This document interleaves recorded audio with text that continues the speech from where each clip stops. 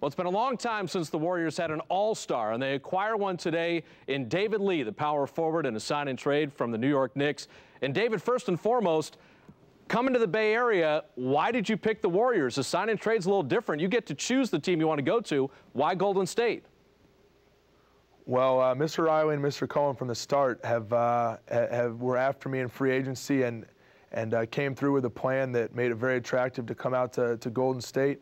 And the biggest thing when we were talking about what team to go to and what situation to be in for the future was finding guys that were around me that I enjoyed playing with, that I'm going to enjoy playing with, and also finding a situation where we had a chance to win. And I think one of the main things about this sign and trade, and I have respect for all three of the guys that went to New York. I know all three of them. I think they're all very good players. But the core is still intact in Golden State with Stephen Curry, with Monta Ellis, Biedrins, Morrow, to name some of them. I think we have a chance to do some special things, and like I said, a good young core that can grow together. So I think it turns into a great situation. Let's talk about your game a little bit. Stephen Curry, David Lee on the pick and roll. Warrior fans have seen you kill the Warriors on the pick and roll, and that was with a guy named Chris Duhon giving the ball. Chris Duhon doesn't shoot it like Stephen Curry. How exciting is it to play with Steph on that pick and roll? It's been kind of one of your calling cards. You even developed a jumper last year, but you and Steph Curry, that's got to be something you're looking forward to. Yeah, that's one of the first things I did after I signed. About an hour later, I texted Steph Curry and said, I hope he's excited to run about 1,000 pick and rolls next year, and he said he was very excited. So, he had made unbelievable progress last year. He's a guard that's going to be a special guy in the future. The pick and roll is something I've been used to running now for 2 years in Coach D'Antoni's system, which is a similar up-tempo style to what Coach Nelson runs. And I'm just really excited for that style of play. I think that I've had some experience in that I'm going to be effective in that style of play. And I think that the people that are in the style of play in Golden State are even going to be more effective than they were at it in New York. So really excited to become a part of that, and I think it's something that has potential to be really special. All right, let's throw some numbers out at you here. David Lee, an all-star. Only 3 guys in the league averaged 20 and 10. Zach Randolph, Chris Bosh, the other 2. Second most defensive rebounds in the NBA behind a guy named Dwight Howard. The Warriors were the worst rebounding team in the league, David. I watched all the games. Believe me, I called them.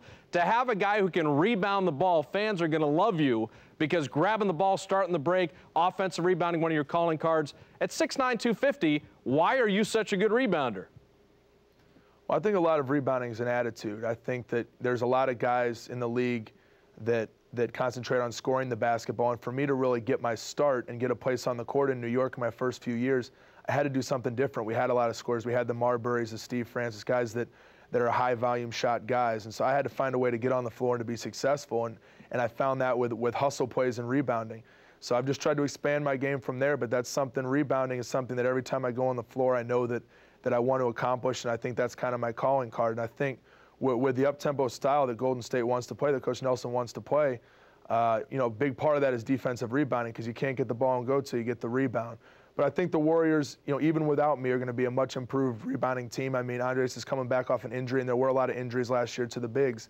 So I think when you add myself, Mr. Biedrins, I think we're going to be in good shape on the boards, and I think that we can out-rebound a lot of teams. That's going to be something that's going to be much improved this season. You mentioned Andres Biedrins, and you look at Andres at 24, you're in 27, right in your prime.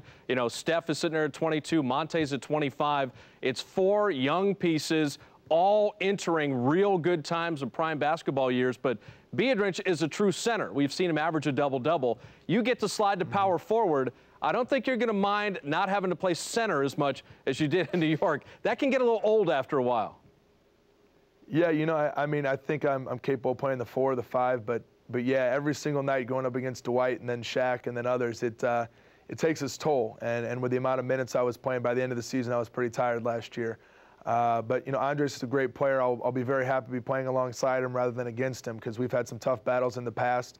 And he's a guy that doesn't need the ball every possession to be effective. He's a great offensive rebounder, a guy that rebounds on both ends effectively, has a high field goal percentage, can finish great around the basket. And I think he's a high motor, high energy guy, and that's important in Coach Nelson's system. And I think that's what makes him so effective in that system. And I'm really looking forward to playing alongside him. He's a great character guy as well, as are the rest of the guys on the roster. And the guys that I know, I really enjoy being around. And the guys that I don't know, I've gotten information from guys like Jamal Crawford that says that, that he says it's a great locker room. So I'm looking forward to joining that. You know, the sign and trade gives the player really unusual leverage. You're going to get paid, so congratulations on that. 6 years, big money for you, right in your prime years from 27 to 33. But you get to pick which team you want, but then also really make sure the team you're going to isn't decimated with guys moving on back to the Knicks. So, as you mentioned, respect for the people involved in the trade, but when you insist on Monte staying here, Biedrins being there, Curry being there, it's kind of the best of every world. Get paid, pick your team, and then pick the quality teammates you want to play around you. That's not bad for a 27-year-old guy. Right. I mean, that's very important because I don't know exactly what the negotiations were since I wasn't involved, and it was my agent and Mr. Walsh and Mr. Riley. But, you know, I know that Monte's name and Biedrins' names, you know, were thrown around by New York, and I think that Golden State insisted on wanting to keep those guys, and we were able to get the deal done anyways. And look, I've had plenty of years of, 5 years now of getting fewer wins than I would have liked to in New York. And I think that with this young core, we have a chance not only to be successful now, and with some teams in the West losing some players to the East, I think we have a chance to make the playoffs this year. And I think more importantly, moving forward for the years to come, we have a bright future. And I think Golden State fans should be very excited about that. So that's like you said, that's one of the things about a sign and trade. You have a little more control, and you're not going to a team that's starting from square one. And I'm really, really excited about that. And I think that that's one of the main reasons that I chose Golden State. And Golden State fans should be excited about the future. Well, there's an awful lot of Warrior fans, David. You know from playing out here, you had a dominant game, 30-20-10, first time since Kareem anyone had ever done that in the Bay Area or the NBA. 18,000, 19,000 every night. They've been doing it year after year after year. Did that factor in? Hey, every time I go out to this Oracle, I see these Warrior fans where I'm flipping on League Pass late at night. These people support that team. They die with that team. That's the kind of fervor I want behind me if I'm playing on a team. Well, my first notice that I took of the Warrior fans was when the Warriors made the playoffs and were able to beat Dallas a few years ago. And that's when I first looked at the atmosphere and said, oh my gosh, this is, one of the best, arenas and best atmospheres. And everyone who I've known who's played in Golden State has said the same thing, that it's an unbelievable atmosphere. It's a great place to play. And as you spoke of, the loyalty is very important, the loyalty of the fans. And, moving forward, we have a chance to do some special things. And I think that enthusiasm and excitement can be back at Oracle Arena. And that's what's going to be very, very important. And we need that support, and I think we're going to get it. And I'm just really excited to step into a situation with fans that loyal, and that means a lot to me. I developed a great relationship with the fans in New York, and I expect to do the same thing in Golden State, and that it comes from hard work. Hey, David, congratulations. It's a big day for the Warriors. Long time since they've acquired an all-star at the power forward spot. Going to be a lot of fun. Looking forward to calling your games, watching you rebound, watching you on the pick and roll. But you call me Mr. Fitzgerald one more time, and it's go time. I'm just telling you that right now. Fitz, you got it. Last time it ever happens. All right, David. Take care, man. Thanks for taking the time. We appreciate it. Thank you very much for having me.